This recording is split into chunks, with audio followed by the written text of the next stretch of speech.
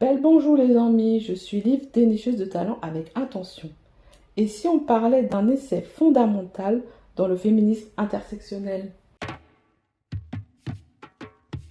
Chaque œuvre est un tambour. Ici, on fait vibrer les voix que l'on tait.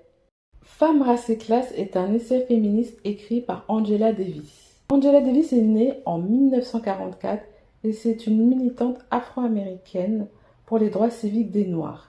Elle a écrit de nombreux essais sur le féminisme et les prisons. Elle a également enseigné la philosophie à l'université. Elle est proche du courant communiste, elle a fait partie, il me semble, en tout cas elle était proche des Black Panthers. Lorsque Ulrich B. Phillips déclara en 1918 que l'esclavage dans les vieux États du Sud avait marqué les sauvages d'Afrique et leurs descendants américains du sceau illustre de la civilisation, cet éminent universitaire entama un débat interminable et passionné. Plusieurs dizaines d'années passèrent. Le débat s'amplifia et les historiens se vantèrent tous d'avoir déchiffré l'énigme de cette curieuse institution. Parmi toutes ces thèses académiques, on aurait cherché en vain une étude consacrée aux femmes esclaves. L'éternelle question du libertinage des femmes noires, ou de leur tendance matriarcale, ne faisait qu'obscurcir leurs conditions au lieu de l'éclairer. Herbert Aptheker est l'un des rares historiens qui ait tenté de les comprendre en se fondant sur les éléments plus réalistes. Femme, race et classe a été publié pour la première fois en 1981 et traduit en français en 2007. Je l'ai lu dans le cadre des lectures communes organisées par Christelle Totanga en 2023. Cet essai de 300 pages est divisé en 13 chapitres dont le mouvement anti-esclavagiste et la naissance des droits des femmes, le vote des femmes au début du siècle, la montée du racisme, les femmes communistes. Angela Davis souligne dès le début de l'essai qu'il n'y a aucun écrit sur les femmes pendant l'esclavage. Ce que l'on sait en revanche, c'est que les femmes ne bénéficiaient d'aucun traitement de faveur. Elles travaillaient autant que les hommes, mais pour les punitions, on se souvenait de leur statut. Page 13, on nous dit « Le système esclavagiste définissait les Noirs comme une marchandise humaine. Puisque les femmes étaient considérées comme des unités de travail productrices de profit au même titre que les hommes, leurs propriétaires n'établissaient aucune différence entre les sexes. Un universitaire affirme « La femme esclave était la servante perpétuelle de son propriétaire et, fortuitement, épouse, mère et femme au foyer. Si l'on se réfère aux tendances de la nouvelle idéologie de la féminité du XIXe siècle, la glorification des mères nourricières, douces compagnes et maîtresses de maison transformaient les femmes noires en anomalies. » L'autrice pointe également l'hypocrisie de certaines féministes blanches qui luttaient pour les droits civiques des Noirs, mais en même temps ne les considéraient pas comme leurs égaux. Page 66, l'autrice nous dit « Si on négligea les ouvrières à la réunion de Seneca Falls, on oublia totalement d'autres femmes en révolte contre leurs conditions de naissance. Dans le Sud, il fallait combattre l'esclavage et dans le Nord, vivre une liberté ambiguë, le racisme.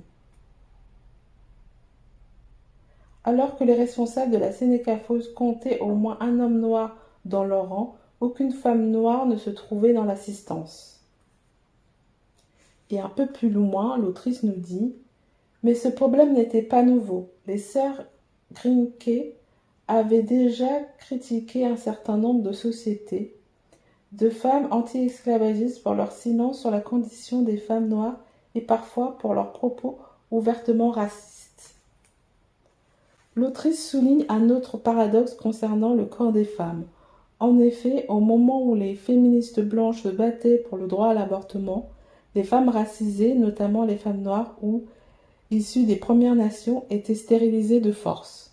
Angela Davis cible le capitalisme. Il opère une déshumanisation de certaines catégories de la population pour pouvoir les exploiter et s'enrichir sur leur dos. De plus, pour elle, le système carcéral américain perpétue le système esclavagiste. Les deux représentent une main-d'œuvre gratuite. 13% des Américains sont noirs, alors que 40% de la population carcérale est noire. cela signifie que le racisme est institutionnel. Cet essai est assez riche. Il aborde des thèmes comme le droit des femmes, le racisme, le communisme, la violence. Les propos d'Angela Davis sont clairs et son point de vue est novateur pour l'époque et encore d'actualité. Je serais ravie d'en parler avec toi plus en détail si tu l'as lu en commentaire. Pour conclure, je dirais que Femmes, race et classe est un essai féministe didactique qui met en lumière les différents niveaux de pression que subissent les femmes noires aux États-Unis. Je suis curieuse de savoir si tu lis beaucoup d'essais féministes. N'hésite pas à me dire tout ça en commentaire. Pour poursuivre sur les thématiques de cet essai, je t'invite à lire la BD Outre-mer, le scandale des avortements forcés à La Réunion de Sophie Andriansen et Anja Ley, qui fait un parallèle entre le combat des féministes en France hexagonale pour l'avortement, alors que les réunionnaises étaient stérilisées de force ou avortées de force.